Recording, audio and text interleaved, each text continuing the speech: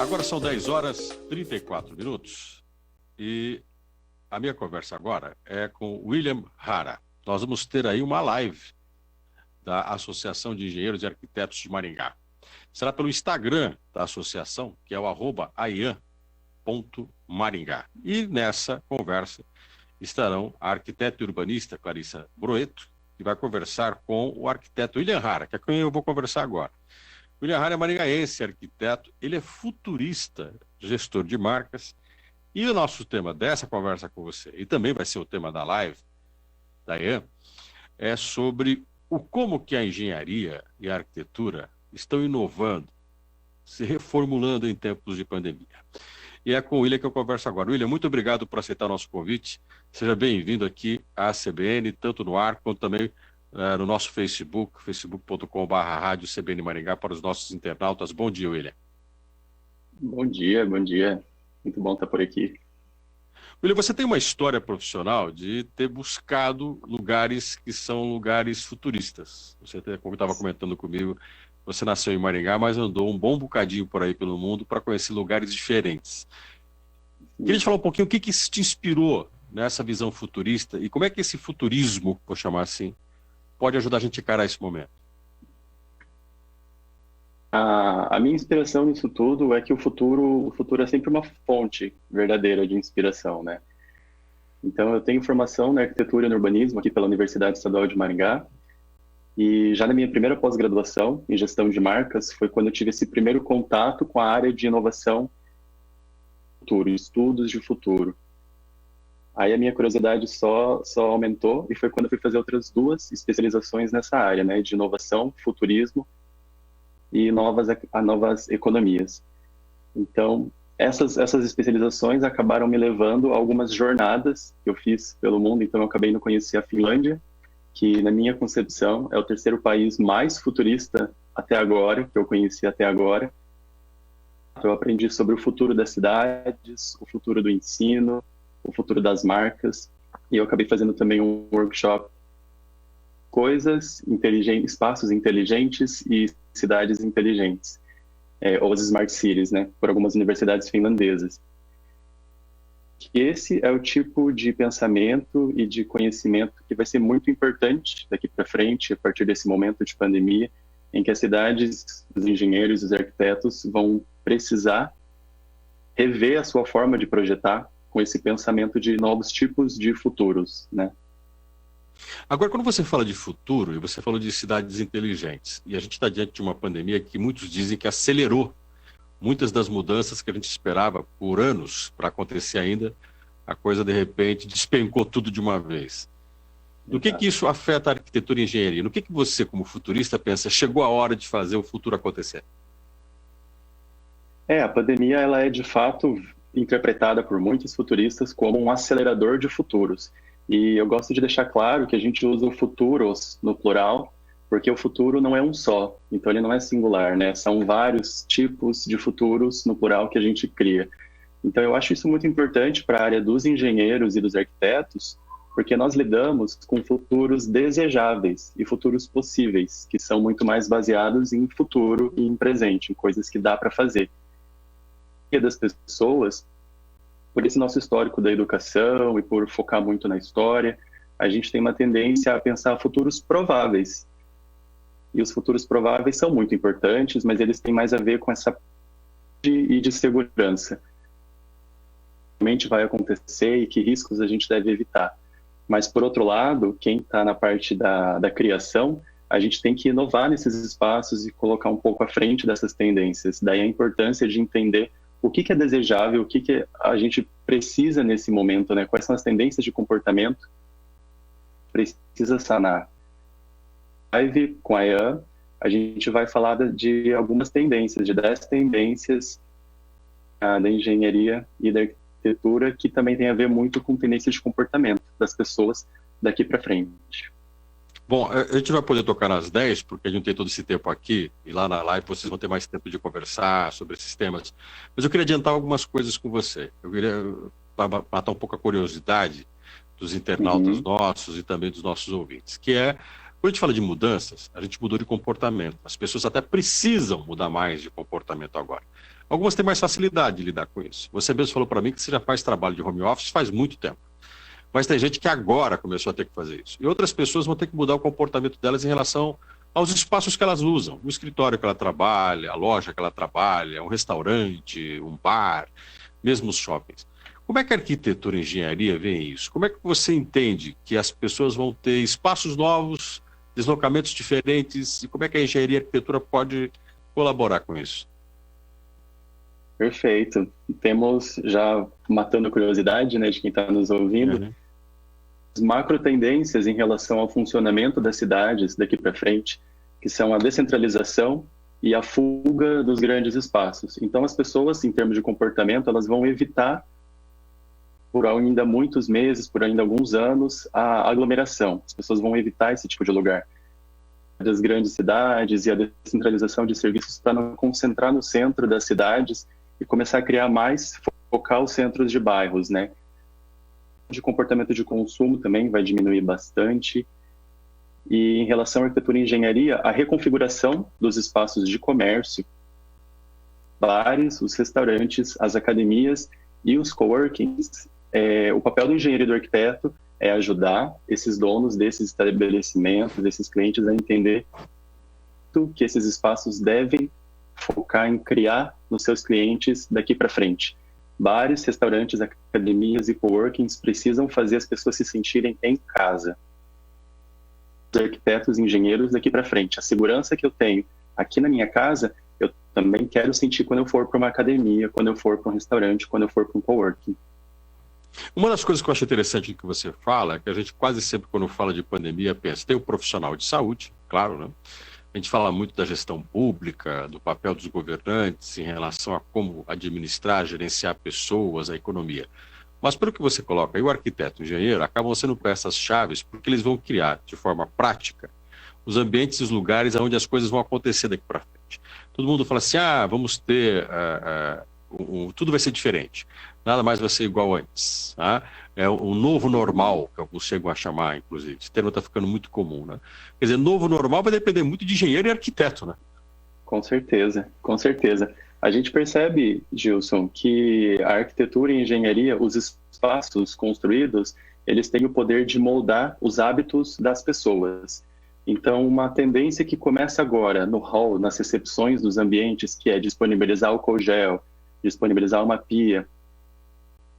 No século passado e no século retrasado, século XIX, século XX, e alguns espaços focados para a pessoa chegar da rua e se lavar, e se higienizar, né? Limpar as mãos. Voltar, e não só na figura de um lavabo que fica ali numa portinha fechada e eu preciso tocar a maçaneta. Agora talvez isso volte a ser uma peça central dos espaços para acolher e para receber essas pessoas com o sentimento de estar em casa. Então, os novos comportamentos são moldados, com certeza, pelo espaço construído, né? Se a gente chega em um ambiente e tem um lugar para me higienizar, eu não vou pensar duas vezes em acessar aquilo. William, eu queria te fazer uma pergunta. Você, como arquiteto, como futurista, a gente pensa o arquiteto sempre, o engenheiro mais até, o arquiteto não tanto, mas o engenheiro quase sempre é visto assim, o arquiteto também. Como alguém do mundo de exatas, com cálculos mais objetivos e frios, mas no fundo o arquiteto é alguém que tem que conhecer muito bem o ser humano. Conhecer a sociedade, conhecer as pessoas, as diferentes culturas, a forma como as pessoas percebem sua vida pessoal, até para poder construir espaço seu ou mesmo espaço coletivo. A funcionabilidade das coisas não é só o que as pessoas fazem lá, mas o que elas gostam de sentir quando estão lá. Né? O ser humano de hoje vai ser uma pessoa mais individualista. O ser humano daqui para frente, ele vai pensar mais na particularidade dele. Como é que vai ser a vida desse ser humano que tem que ter contato com outras pessoas? Mas ele vai ficar mais temeroso de ir em certos lugares que antes ele iria normalmente, no shopping, num bar, num restaurante. Isso vai mudar bastante. A tendência em relação ao comportamento do indivíduo é se preocupar consigo e com os seus, né, com seus familiares, por isso que tem esse papel fundamental da arquitetura e da engenharia de fazê-los se sentir em casa. Por outro lado, tem isso que a gente chama de contratendência, que é muito interessante. Toda grande tendência traz um movimento contrário de equilíbrio, uma força que balanceia isso, né, que equilibra, que é a contratendência. A tendência de ação do coletivo, que é uma tendência de comportamento social e profissional muito comum e muito forte, de mudança de valores, que se acentua ainda mais nesses momentos de crise. Então, as pessoas elas também tendem a colaborar muito mais. Isso não quer dizer que a gente tem que se tocar, precisam se unir para ter força do coletivo, ação do coletivo e poder criar coisas, estruturas mais poderosas, né? Poder influenciar melhor. Então, ao mesmo tempo que a gente vai estar mais individualizado, a contratendência é que a gente precisa se conectar, que é o que está acontecendo agora com as redes sociais, com a internet. A gente precisa se juntar no coletivo se quiser sair dessa todo mundo mais forte, né? Eu conversei há algum tempo atrás com vários engenheiros e arquitetos, e uma tendência que existia antes dessa pandemia, antes dessa crise que a gente está vivendo, era das pessoas viverem em casas menores, apartamentos menores, a gente ter uma família cada vez menor, as pessoas terem mais uma vida fora de casa do que dentro de casa. Agora, de repente, a gente começou a ficar em casa. Agora, de repente, a casa passou a ganhar outro valor, a gente começou a cuidar da casa. Tanto é que a tendência de consumo são as coisas para casa. As pessoas querem comprar um televisor novo, as pessoas querem melhorar seus eletrodomésticos, as pessoas querem ter uma internet melhor dentro de casa, as pessoas querem ter uma vida doméstica mais confortável. Isso vai mudar um pouco daquela tendência que existia? Ou a gente vai continuar tendo uma pessoa que vai morar sozinha, no máximo com mais outra pessoa, a ideia de sair de casa não vai existir? Alguma coisa vai mudar nesse curso? Com certeza. Com certeza, daqui para frente, essa tendência de querer o que é pequeno, o que é compacto, muda. No sentido de que aqui no Brasil a gente tem espaço para construir, né? Não é igual no Japão, que tudo é muito cápsula, tem que aproveitar muito espaço. Então, a gente antes acreditava que queríamos espaços menores porque a gente passava boa parte do tempo da nossa vida fora de casa, trabalhando fora de casa. Agora, essa lógica se inverteu. Há 3 tendências fortes em relação a isso é que o trabalho remoto veio para ficar. A segunda, quem não puder ter um trabalho remoto vai preferir morar perto do trabalho para poder ir caminhando e evitar aglomeração em ônibus, em metrô, ponto de ônibus, o que for. E talvez até a questão da educação também, né? Então a gente vai precisar, em alguns momentos, momentos de isolamento nos países e momentos de reabertura. E isso influencia diretamente também nas escolas e na educação. Então as crianças também vão precisar de um espaço bem projetado para elas poderem estudar, assim como nós precisamos trabalhar de casa também. Então, com certeza, essa tendência... Você tocou num assunto que eu quero explorar um pouquinho. Desculpa te cortar, mas você falou de educação. A gente sempre teve nas instituições presenciais, físicas, a grande concentração de alunos, as grandes universidades, os grandes colégios, os colegas em sala de aula. Agora, de repente, o ensino à distância surgiu como uma alternativa. Para alguns, isso é temporário, até passar. A arquitetura e a engenharia têm pensado muito na questão educacional, dos espaços de estudo, das escolas. Tecnologia e espaço educacional vai mudar também? Essa educação à distância vai se consolidar? Com certeza, com certeza. Temos algumas universidades em Maringá que têm uma pegada mais inovadora, de conseguir investir em tecnologia para os alunos terem um acesso de qualidade a EAD, né? Tem todo um problema social de que não são todos que têm acesso às ferramentas de tecnologia digital para ter acesso a esse ensino. Então, não são todos que têm celular, acesso à internet, né? E isso também é algo que pesa bastante, que tem que ser olhado com muito carinho, né? Com muita atenção.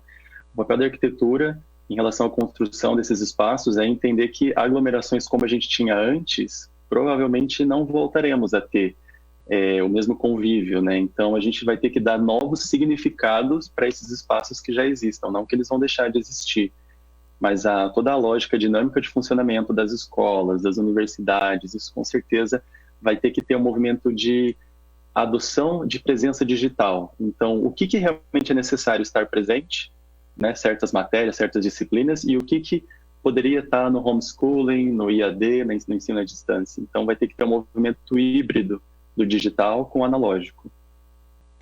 Eu tive uma conversa com o arquiteto, no espaço que eu moro, no apartamento onde eu moro, que eu estou instalando Wi-Fi. Aí o arquiteto falou assim, olha, o problema da tua casa é as paredes dela. São paredes muito antigas, daquelas grossas, e isso fica impedindo o sinal da internet. Ou seja, é um modelo muito antigo de construção. Aí ele conversando comigo, falou assim, as construções novas vão ter que priorizar efetivamente a tecnologia, Wi-Fi. Aquela coisa da casa com muita tomada, da casa com muito cabeamento para você colocar a questão de internet, com possibilidade da sintonia no Wi-Fi poder passar, a onda do Wi-Fi poder passar pelas paredes. Isso é uma verdade? Como é que é isso?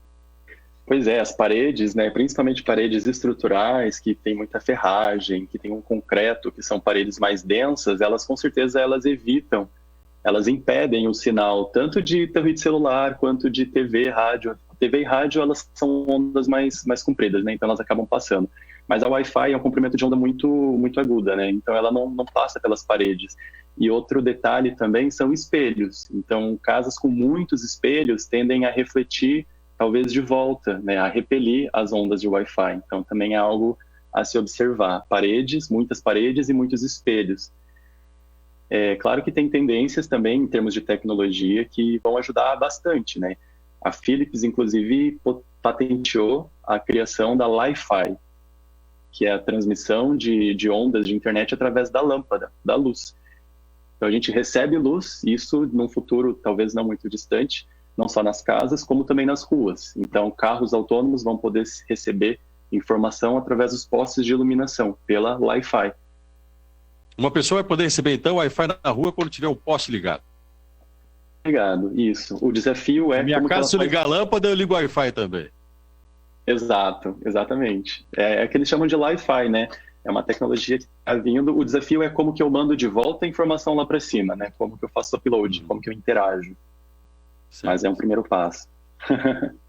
William, foi muito bom conversar com você, muito legal saber que existe essa tendência. Espero que os ouvintes, os internautas tenham curtido para poder entender que às vezes essa mudança vem para o bem e a gente tem que aprender a lidar com ela, ainda mais nos espaços que a gente usa, quanto que esses espaços têm a ver com a gente. Muito obrigado por essa conversa e sucesso na sua live. Obrigado, agradeço você, a Clarissa, Dirceu, o pessoal da IAN. Eles estão sempre buscando trazer coisas novas, né? E esse é o momento de oferecer esse conteúdo online enquanto não retomam os cursos presenciais. É isso. Obrigado, Gilson. Eu que agradeço. Conversei com o William Hara. O William Hara é arquiteto, futurista, gestor de marcas. Batemos um papo legal sobre o que ele vai conversar numa live amanhã. A live que acontece às 7 horas da noite é promovida pela IAN. A IAN, inclusive no Instagram da Associação de Engenheiros e Arquitetos de Maringá, que é @ian.maringá. Lá o William vai bater um papo sobre as mudanças que a arquitetura e a engenharia, um pouco disso que ele falou com a gente, estão propondo para esse período de pandemia, as mudanças que vão trazer, que vão ocorrer depois que isso passar. Ele vai conversar com a urbanista, arquiteta e urbanista, a Clarissa Brueto.